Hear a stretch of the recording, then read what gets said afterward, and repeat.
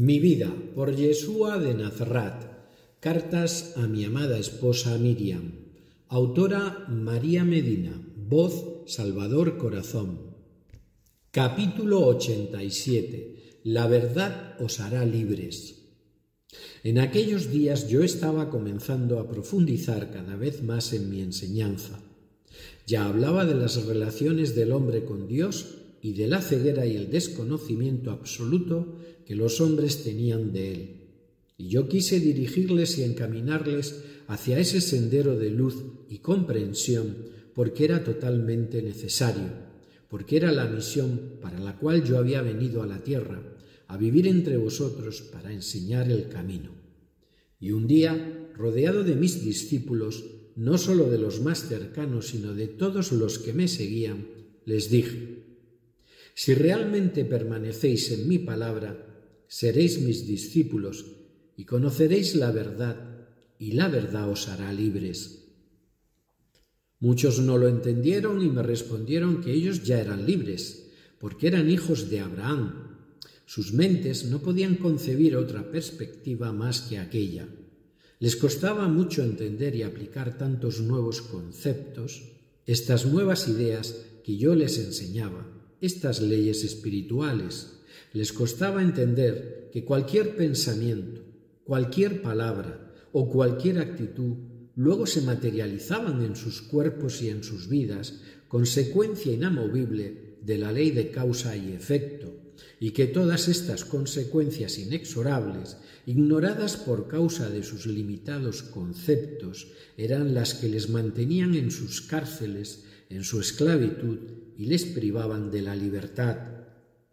Pero ellos no estaban acostumbrados a entenderlo desde este punto de vista. También es verdad que nadie se lo había enseñado y que ellos por sí solos no lo podían concebir. No podían concebir que había una vida más elevada detrás de la meramente terrena, un conocimiento más elevado incluso del que veían con sus ojos físicos en un plano exclusivamente terrenal. Veían el reino de los cielos demasiado lejos de ellos, en las alturas inalcanzable, pero no dentro de sus almas. Siempre les limitó el conocimiento de la verdad, siempre se les prohibió el paso a la sabiduría, siempre las clases gobernantes se ocuparon muy bien de que los hombres vivieran en la ignorancia. Ellos, desde su pequeño conocimiento, querían ser libres, pero libres de dominadores, libres de otros pueblos, de otros reyes. Y les dije: no solo existe la libertad del cuerpo, sino también la del alma, y esta falta de libertad del alma es todavía peor y más esclavizante que la otra, y os voy a decir por qué. Porque el pecado, como entonces llamábamos a los errores de pensamiento y actuaciones de los hombres, hace que el hombre sea esclavo de sus errores si no se da cuenta de su inmenso poder, del enorme poder que tiene un mal pensamiento, ya sea de odio, de ira, de resentimiento, envidia o cualquier otro, porque estos esclavizan al alma del ser humano hasta tal punto que la hacen vivir en la cárcel de sus sentimientos y emociones perpetuamente, muchas veces sin posibilidad de salir de ellos, si el hombre no se da cuenta y no es consciente de esta esclavitud y se libera de ellos.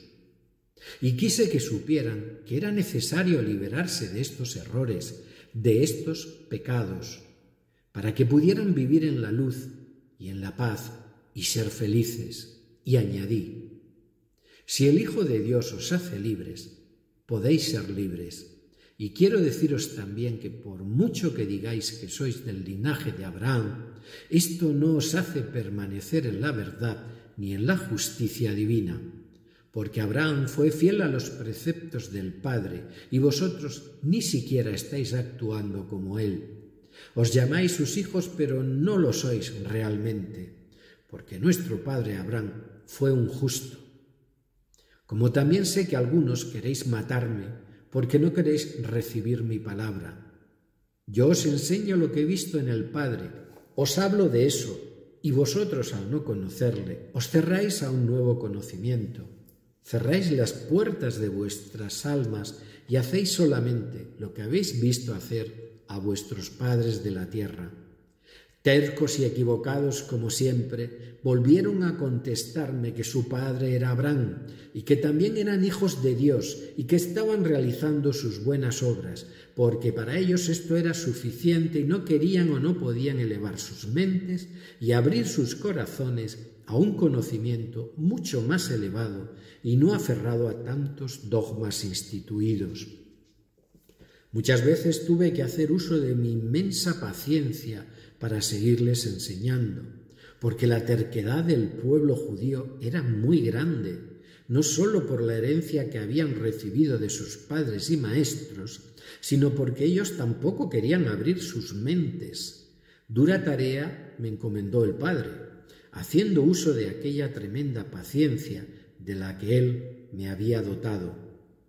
Volví a hablarles diciendo: vosotros decís que sois hijos de Dios, queriendo darme a entender que existís en su perfección, que estáis en su verdad, y sin embargo no me queréis escuchar e incluso hay algunos hombres entre vosotros que me quieren matar.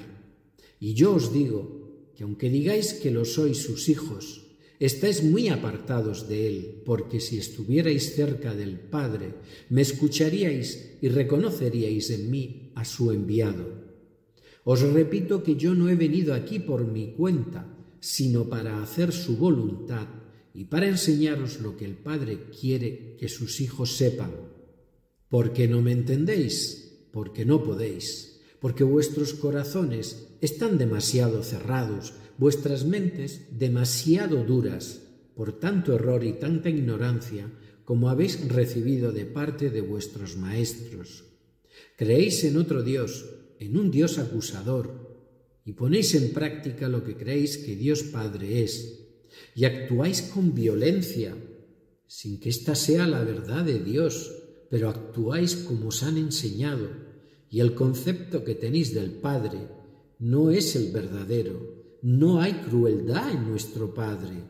Él no quiere venganzas por vuestra parte, ni odios, ni envidias, ni enfrentamientos, ni rencores, ni violencia, ni nada absolutamente que vaya contra sus leyes de amor.